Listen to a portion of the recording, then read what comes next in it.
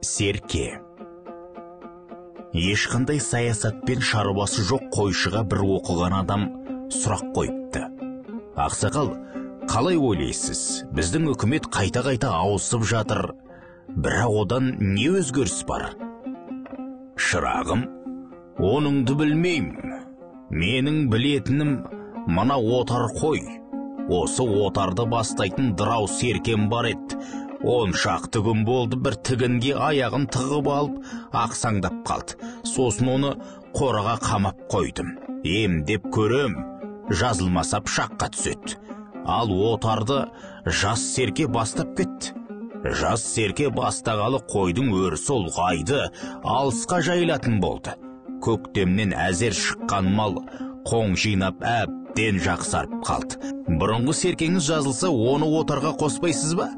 Иә, ол ептеп жазылды. Тіпті қайтадан отарға әкеп қосып қойдым. Отардың азғана бөлігі 150 шақты қой оны танып, төңірегінен шықпайды. Ал ол болса алысқа ұзай алмайды. Әрі қарт, әрі ақсақ бір жерді айналшықтап жүргені. Негізгі отар жас серкенің соңынан ілесіп бұған қарайлауды қойды. Мұның бар не, жоғы не? Онымен қайтадан отар басы қылып сайласам да, қойлар оған ермейді. Менің білгенім осы қарғам. Оқыған адам күліп жіберді. Ақсақал, сіз де қатырасыз, саясаттан хабарым жоқ дегеніңіз қайда? Сіз нағыз саясаткер екенсіз деп жөніне кетті. Мұнайдар Балмолда. Оқыған Қуат Ахметжанов.